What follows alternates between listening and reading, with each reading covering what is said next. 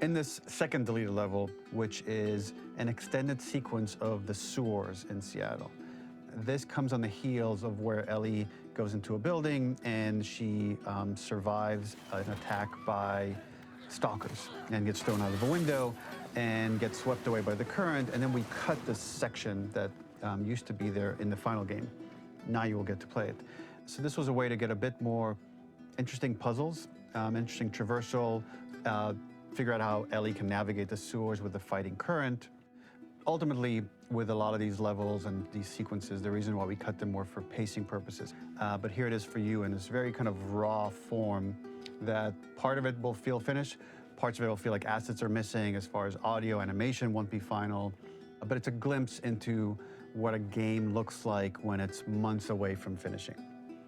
Enjoy.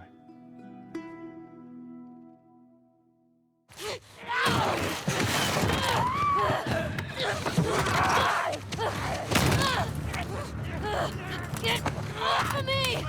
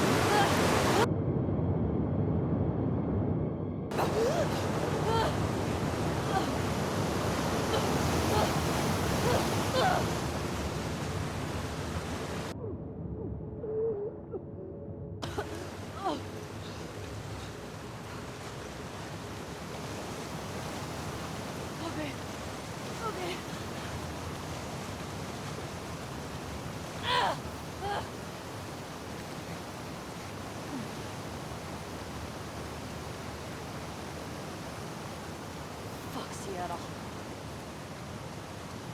Okay. This level, internally known as Find Nora, was quite long in duration as we had to make Ellie traverse a far distance to the opposite side of downtown Seattle. The sewer section was originally longer than what we released the game with, approximately 10 minutes more. This was one of the few areas of the game that used water flow as part of a traversal puzzle. The player has to go upstream to use the current to get to the platform to reach the other side. We mostly cut this mechanic game wide, however it remained in essence in the section swimming to the aquarium as Ellie when you were avoiding the waves.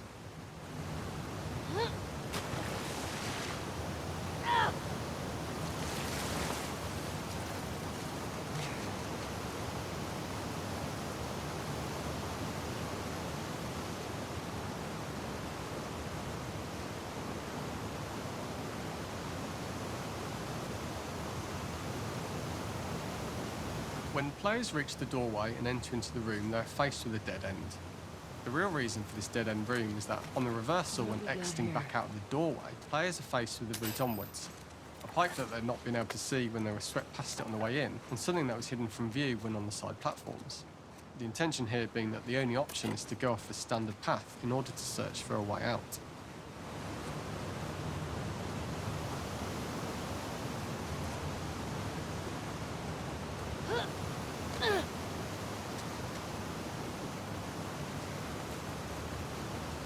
Get me the hell out of here.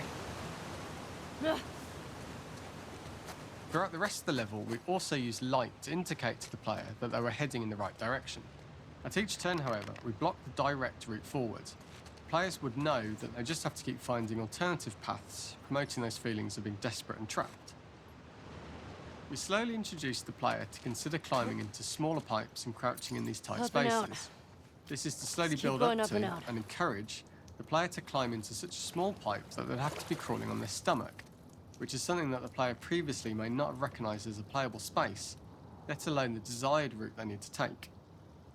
We added a tiny space just to reward the player's exploration with a pickup item, and we made sure it was something that made sense that you'd find in this area, a canister and all the garbage that had been washed into the sewers from the surface. We loved the idea of making Ellie prone through a tiny dirty pipe in order to get out, as it was a great opportunity to use our prone mechanic. The unique camera setup was created to support crawling in these pipes, as the standard prone camera is much higher above the player.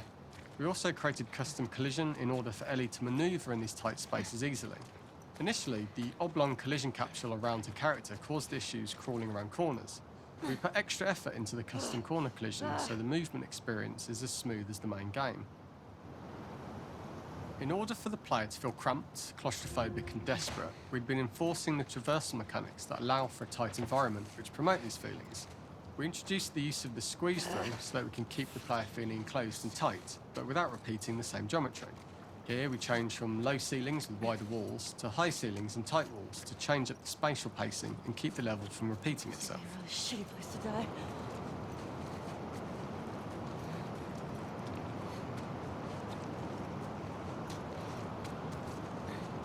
Originally, we had the waterline much higher here, so players had to swim through this tight tunnel.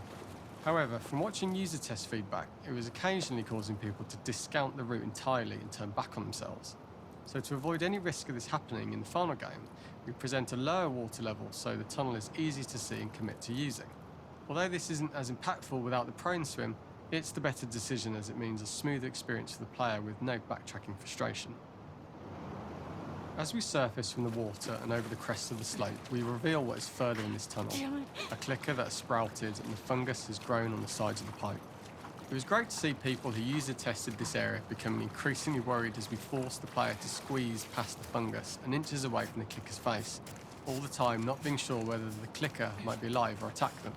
Although we aren't as cruel as to force a clicker attack in such close proximity, we do have a payoff for this moment. This clicker momentarily turned into Joel to show Ellie's PTSD from what happened to Joel at the start of the game.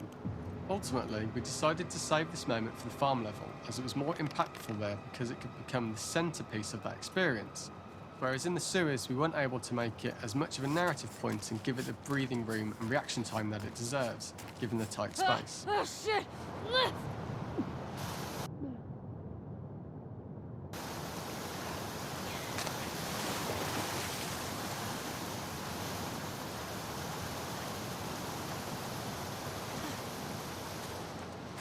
For the final section, we eventually opened you out into a wider area as you traverse through such tight spaces leading up to this.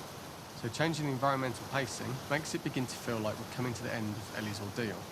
An earlier iteration used the current that we'd shown at the start for a slightly tougher traversal puzzle to conclude the sewers.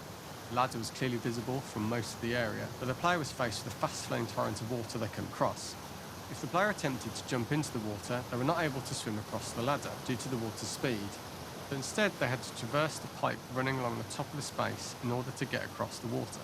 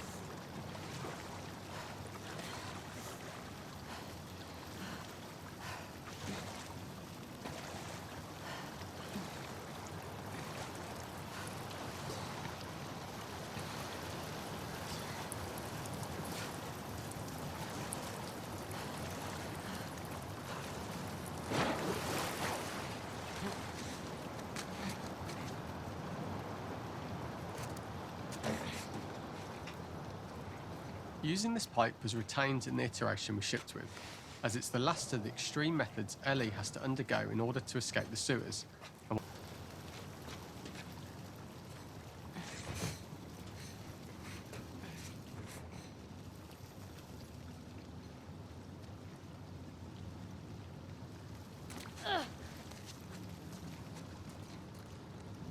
The last ladder climb is quite lengthy, and although we could have trimmed it down to a shorter climb, we liked how this last segment of the journey built anticipation for whether there was success at the top or not after all you've been through. Ultimately, the ladder exits out into the subway station, which is how it connects in the final game. Ellie then has to find her way to the hospital from here, crossing paths with the scars for the first time.